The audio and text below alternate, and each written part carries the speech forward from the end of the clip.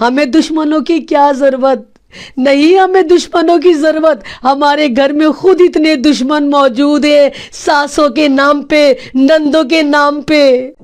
कौन से मुसलमान हो तुम लोग, शर्म तुमको मगर नहीं आती, बेशर्मो। निकाह का सूट भी तुम लड़की वालों का पहन कर आते हो, इतने बड़े गुलाम। نرسل العطر من روض الهدى الزاهي ويشرق السلم أنوارا وأنوارا.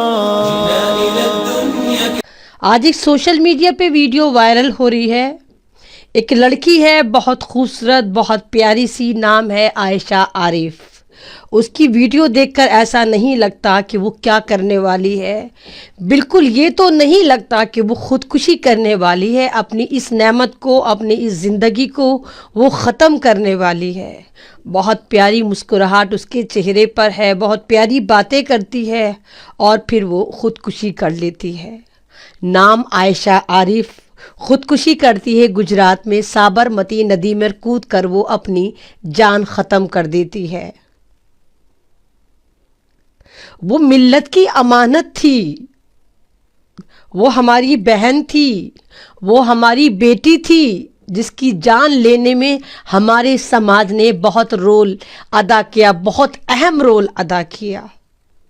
आयशा आरिफ की गलती क्या थी? सिर्फ इतनी सी कि वो अपने खाविन से बेतहाशा मोहब्बत करती थी।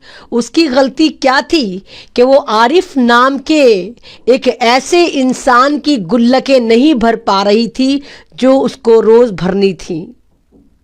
आरिफ निहायती लालची आदमी, निहायती ऐसा आदमी जो तमाम की तमाम अपनी उम्मीदें, अपनी डिमांड, अपनी नीड ससुराल के पैसों से पूरी करता था।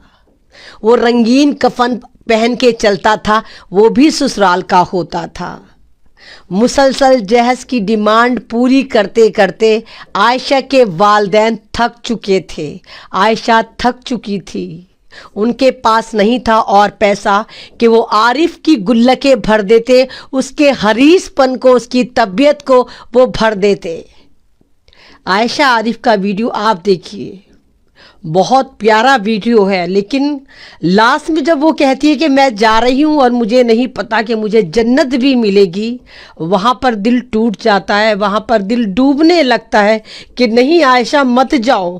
काश आयशा तुम एक बार मुझसे कांटेक्ट करती, सिर्फ एक बार ऐमन रिजवी से मिलने की कोशिश करती, मैं तुम्हें बताती कि ज़िंदगी की तरफ कौन से रास्ते जाते हैं।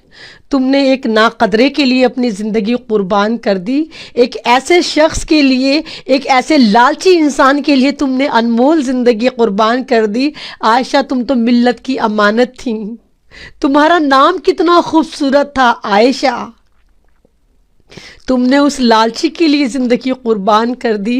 काश एक बार तुम मुझसे मिलती, मैं तुम्हें लेकर आती ज़िंदगी की तरफ, मैं बताती आरिफ को कि होता क्या है इस्लाम, मैं बताती आरिफ को कि जहेज कितनी बड़ी लानत है।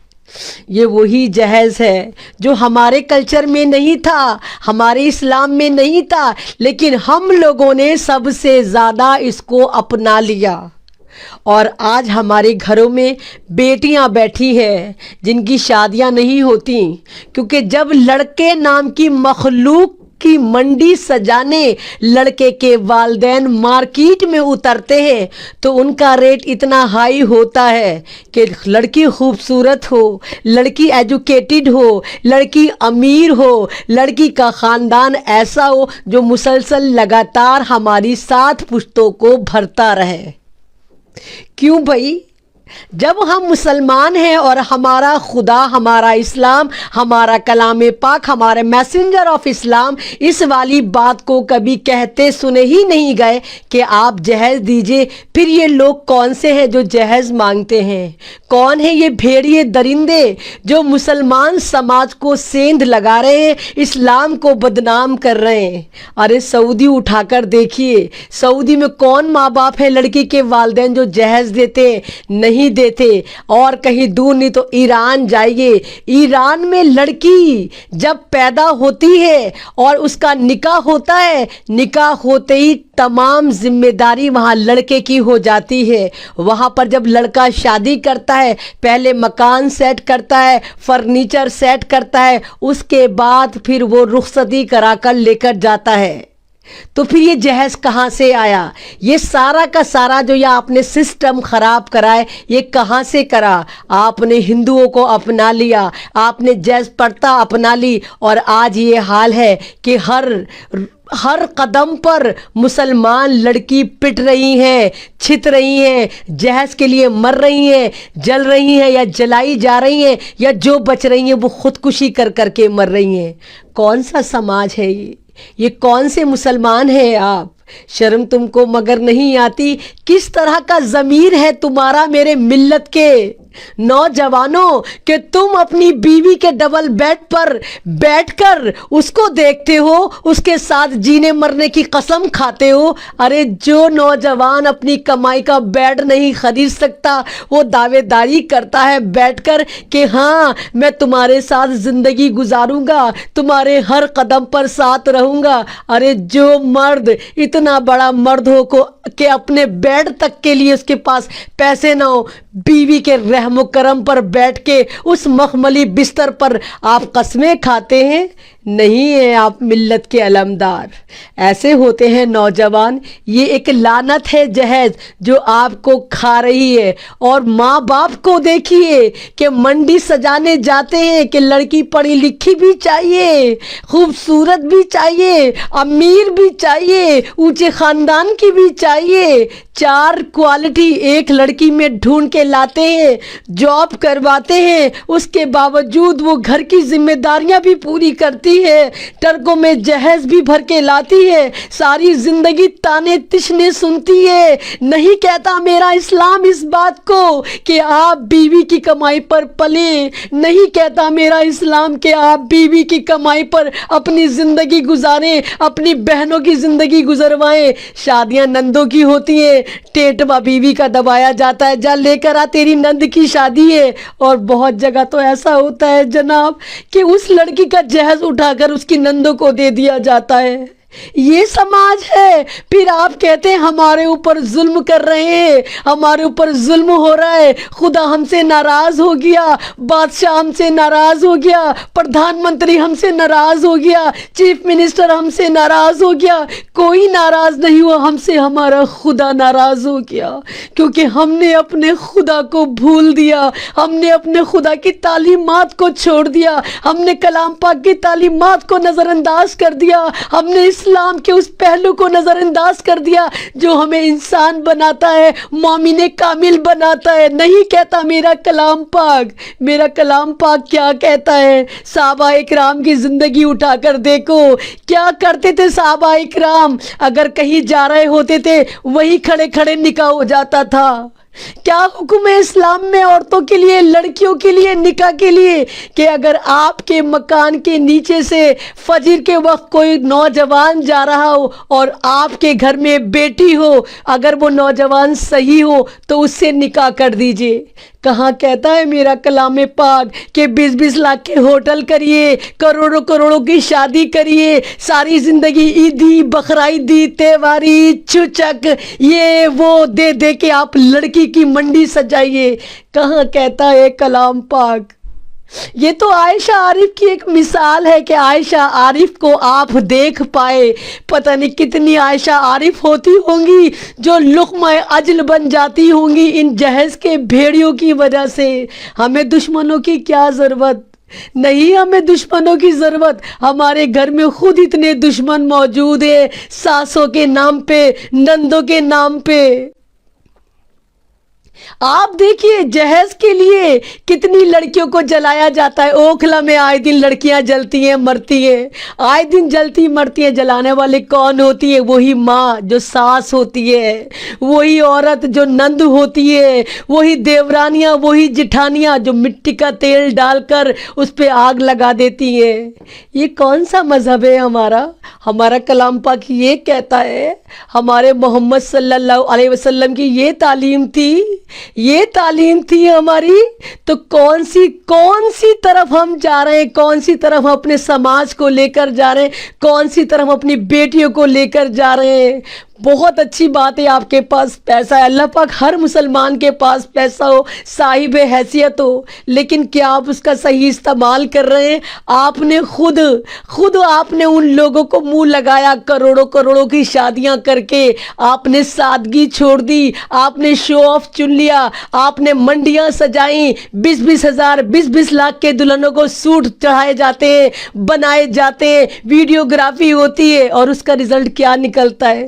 جو غریب سماج کی لڑکیاں ہوتی ہیں وہ گھر بیٹھی بیٹھی بوڑھی ہو جاتی ہیں, ان کو کوئی بھی آنے نہیں آتا, کیونکہ سب کا جو اسٹینڈرڈ ہوتا ہے, اگر رکشہ والا بھی ہوتا ہے تو وہ خواب دیکھتا ہے ملکہ کا, وہ خواب دیکھتا ہے اس سوئٹزرلینڈ کی تجوری کا جو اس کے گھر میں بہو بن کر آئے گی, دلہن بن کر آئے گی, ساری زندگی ان کا پیٹ بھرے گی, ان کو بھر کے لا کے جہیز دے گی, کبھی عیدی کے نام پہ لائے گی, کبھی بقرعیدی کے نام پہ لائے گی, بچہ وہ پیدا کرے گی, چھچک گھر سے آئے گا.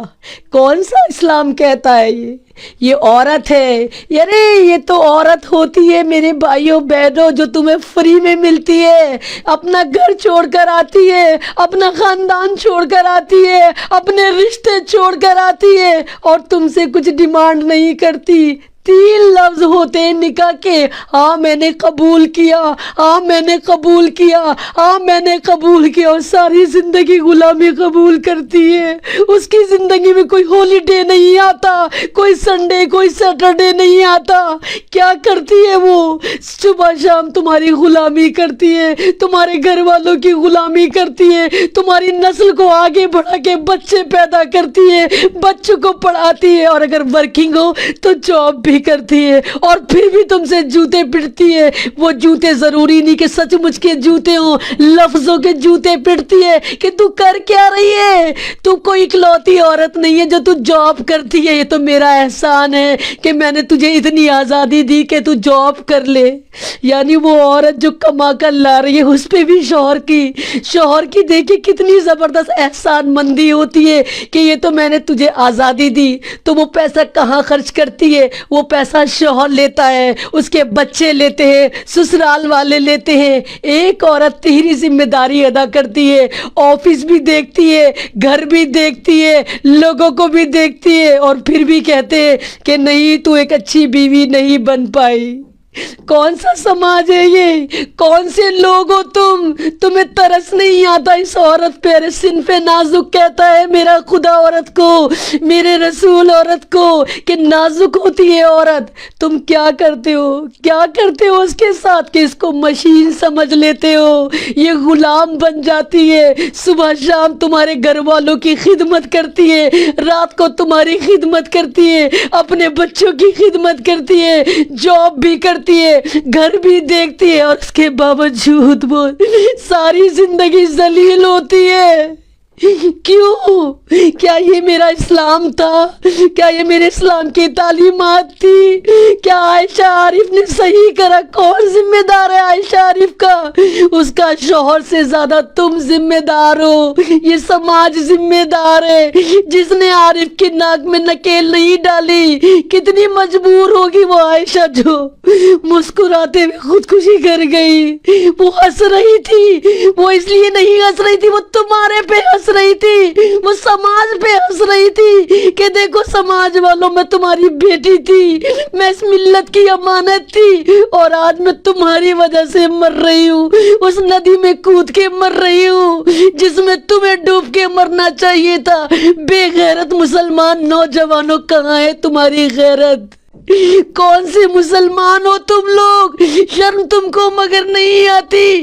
بے شرمو, نکاح کا سوٹ بھی تم لڑکی والوں کا پہن کر آتے ہو, اتنے بڑے غلام, اور حکومت کرتے ہو اس 1.5 پسلی عورت کے اوپر, اس بیوی کے اوپر, اس بیٹی کے اوپر جس کے ماں باپ بک جاتے ایک شادی کرنے میں, اور اس کے باوجود تمہاری غیرت نہیں جاگتی.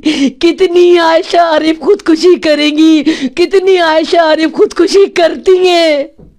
کیوں کرتی ہیں یہ؟ کیونکہ تم لوگ، ہمارے نوجوان لوگ سب بھول چکے. سب کو پتا ہے جب شادی ہوگی تو خزانہ چل کر آئے گا، قارون کا خزانہ چل کر آئے گا. ارے ایک شادی کا قرضہ اتارنے میں لڑکی والوں کے ہوا نکل جاتی ہے، قرض کے تلے تب جاتے ہیں. ایک بیٹی کی شادی کرتے، اگلی بیٹیوں کا انتظار کرتے کہ پہلا قرض ادا ہو جائے تب دوسری شادی کریں گے. کس طرح کے نوجوان ہو تم؟ ارے اللہ نے تمہیں نوجوان بنایا، اپنے قوت بازو پہ یقین تو کر کے دیکھو، کر کے تو دیکھو کہ ہر چیز تم سسرال پہ ڈیپینڈ ہو کر کیوں سوچتے ہو؟ جاب تمہیں وہ دلوائے، گھر تمہیں وہ دلوائے، گھر میں سامان تمہارے وہ بھروائے، بچہ تمہارا پیدا ہو، خرچہ وہاں سے اٹھے. کون سے نوجوان ہو تم؟ کون سی ملت کی امانت ہو میرے نوجوان مسلمان نوجوانوں؟ اس طرح کے ہوتے کائر ہو گئے ہو تم. آج ہی طے کر لیں اگر تمام مسلم نوجوان کہ جہیز نہیں لیں گے ہم سمپلی نکاح کریں گے، ہم صرف لڑکی دیکھیں گے، اس کا کردار دیکھیں گے. یقین مارو قسم خدا کی، کوئی ماں باپ تمہارے ساتھ زور زبردستی نہیں کر سکتے.